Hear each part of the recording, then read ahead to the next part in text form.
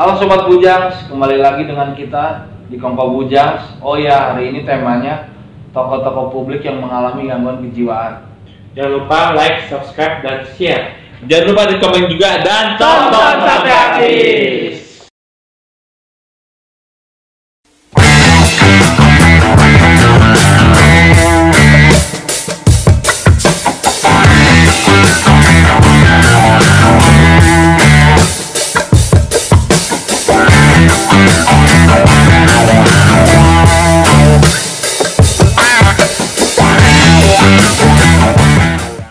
Oke nih Sobat Bujang, tema kita hari ini adalah tokoh-tokoh publik yang mengalami gangguan jiwa. Jadi ada pertanyaan nih, kenapa sih banyak tokoh-tokoh publik yang mengalami gangguan jiwa? Menurut Sobat Bujang, kenapa sih? Dimulai dari Bujang Ribo dulu. Kalau gue lihat sih, kenapa banyak tokoh publik yang mengalami gangguan kejiwaan sih? Yaitu mungkin dari popularitas, ketenaran, atau tekanan manajemen. Itu bisa juga. Ya, yang lebih jauh lagi mungkin ada pola asuh yang salah di saat dia tumbuh kembang menjadi dewasa. Itu sih maksudnya. ya kalau gua satu aja sih kenapa gua mungkin karena udah kenal, udah popularitas maksud gua. Mungkin dari kecil dia sekolah atau ada sesuatu pengalaman buruk ya. Pengalaman buruk gitu kan. Ya dia jadi kayak dibully gitu di sekolah gitu kan. Mungkin karena dia lebih populer di luar gitu kan. Oh, itu yang berdampak pada dia. Iya, berdampak mungkin ya, itu mungkin. Kalau yang sering nggak masuk sekolah gitu ya karena bullying gitu. Bisa jadi gitu. Banyak hal sih sebenarnya. Bisa di komen juga nih. Ini gimana kalau menurut Bujang Sampi? Kalau menurut gue sih ada banyak faktor yang bisa memicu terjadinya gangguan mental melalui menderita penyakit tertentu sampai mengalami stres akibat peristiwa traumatis seperti ditinggal mati orang yang disayang, kehilangan pekerjaan, atau terisolasi untuk waktu yang lama. Kalau Bujang Mehang ya, jadi menurut aku sih karena banyak pressure gitu kan, banyak intensitas pekerjaan yang banyak gitu, mereka jadi kurang bisa istirahat gitu.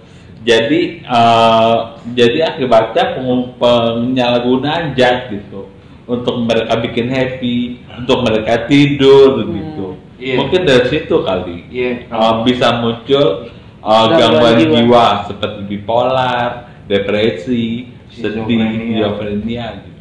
Ya bisa jadi karena ketenaran dia merubah pola hidupnya dan Dengan mengonsumsi penyalahgunaan zat-zat obat dan zat-zat yang berbahaya. Tapi kalau gue dengar emang benar sih, cuman masalahnya gini. Tadi kan dibilang karena dia kerjanya non-stop gitu kan, jadi minum obat buat biar bisa tidur. Doping gitu. lah. Nah kalau gue sih pernah dengar gitu, jadi doping gitu, jadi dia minum obat kuat gitu. Buat jadi stamina-nya kuat terus, dia syuting terus gitu, jadi bisa 20 jam dia syuting gitu. Jadi buat kuatnya. Stimulan bintang film biar syuting. Kita jadwal syuting padat ya. Kalau buat musisi kan tour biasanya turnya jadwal promosi padat ya kan. Tapi juga kalau menurut gue sih masalahnya gini, kalau lu mau jadi tokoh publik mental lo harus siap dulu, ya kan? Karena lu pasti kan tadi tuh ada popularitas, terus jadwal yang padat dan sebagainya itu kalau mental lo di awal lo udah nggak siap ya kemungkinan besar bisa gangguan jiwa. Atau bisa juga mungkin terlalu tinggi kali obsesinya gitu. Sedangkan mungkin karyanya biasa-biasa aja mungkin. Cuma kan tadi ini biasanya selebritis kan. Kalau tokoh publik kan nggak cuma selebritis nih, ada lagi yang lain kan, misalnya politik atau apalah. Menurut lo gimana? Kalau gua bilang apa ya? Jadi kayak tuntutan gitu. Jadi bukan tuntutan tapi prinsip gitu. Jadi beberapa orang ada yang prinsipnya kuat banget gitu.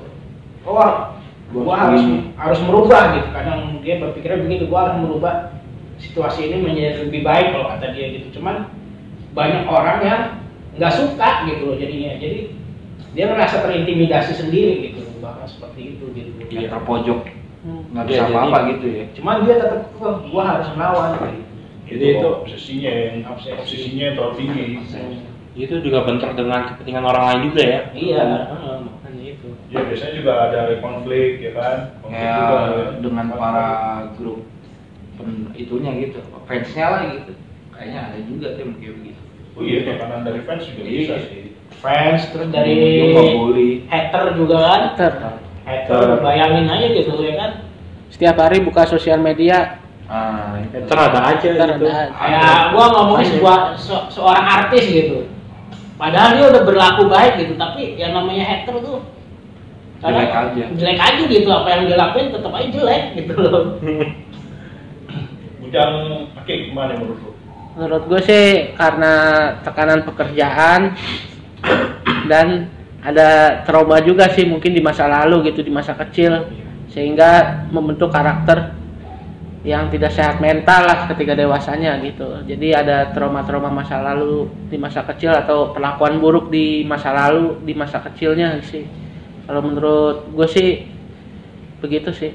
Mungkin juga ada faktor lingkungan juga. Misalnya dia berasal dari lingkungan padat, dan di lingkungan padat itu teman-teman kan pada tahu sendiri kan Adat ya. Apa aja ada pasti kan di situ. Itu yang mungkin menarik dia ke Lembah hitam.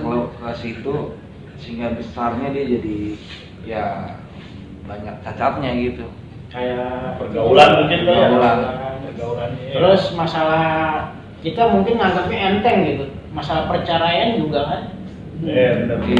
Perceraian gitu. Jadi Gosipin lah ya. bukan digosipin, maksudnya kadang dampaknya itu loh. Kadang orang tua tuh nganggapnya biasa aja gitu. Padahal si anak ini udah berontak banget gitu. Kenapa orang tua gue sampai cerai gitu? Padahal kenapa nggak bisa adem ayem aja gitu? Ego sih itu ya. Kayaknya kalau jadi orang terkenal serba susah deh. Banyak apa netizen, hater, terus paparazzi, dikejar-kejar paparazzi, nggak pusing mereka gitu. Privasinya terganggu. Terganggu gitu. Ya, atau ekspektasi terhadap mereka juga tinggi juga ya. Misalnya kalau misalnya dia seorang tokoh masyarakat atau tokoh agama gitu kan, bisa jadi kan, ya kan, ekspektasi dari masyarakat sendiri. Iya, gitu, itu ya kan? Pola pandang juga kalau menurut gue mah. Jadi ada seorang artis nih, gue nggak nyebutin namanya, jadi dia pengen nunjukin nih anak gue gitu, cuman memang kondisinya itu di balkon gitu, ada sebuah kesalahan dia nunjukinnya di balkon gitu, tapi masyarakat menilainya bahaya gitu. Jadi ibaratnya dia pengen bunuh anaknya tuh gini di balkon gitu. Oh iya, kayak gue pernah dengar tuh. Iya. Kayak gitu.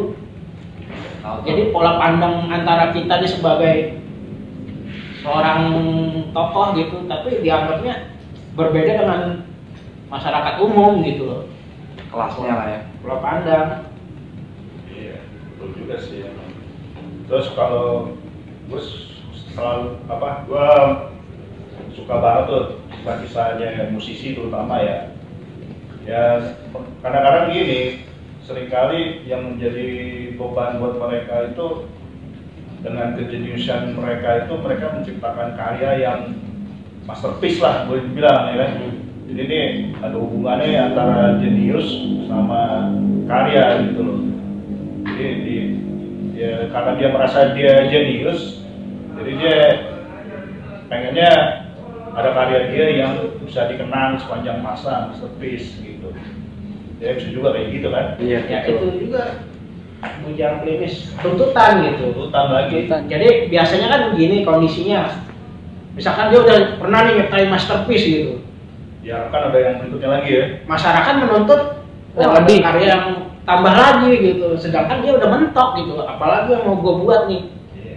Kayak gitu. Tapi masyarakat menuntut lebih. Lu harus bisa gitu. Itu kan tuntutan juga. Iya. Nggak cuma di musik mungkin kayak di buku gitu ya, buku maksudnya tulisan gitu kan, iya. Novel atau apa, sastra gitu ya kan. Gitu sih kalau menurut gue. Tapi bisa juga digerakkan oleh pasar juga sih kadang-kadang. industri gitu kan, industri perfilman ya kan, industri musik, yang namanya bisnis pasti kan duit lah ya kan, ujungnya gitu. Ya sih, seru banget ya. Jadi mari kita jadi selebritis. Ekonomi lagi sih, jatuh lagi. Ada yang dendam sama miskin kali ya, ada juga kali ya. Bisa. Kalau ekonomi nggak jalan kan nggak jalan. Cuma masalahnya gini. Karena dia nggak jalan. Nah, pertanyaan gue gini, lo para bujang, lo siap kan yang kalau ntar ngomong bujang sendiri? Gua bingung juga. Bujang jalan sini. Paling gua pernah ini ya, Atau di jalan bujang Bibo.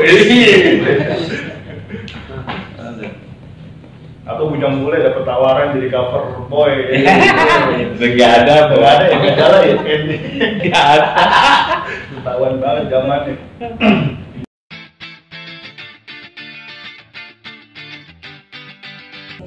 Hai Sobat Peduli Jiwa, saya Patrick, anggota KPSI, ingin menawarkan kaos KPSI dengan ukuran S sampai XXL. Kalian yang ingin memesan kaos KPSI ini bisa melalui Tokopedia di Galeri KPSI dan bisa menghubungi kontak saya yakni 0877 8564 1902. Ya, kaosnya yakni seperti ini. Kalian bisa mendonasikan untuk KPSI untuk bertahan di link ini. Sampai jumpa.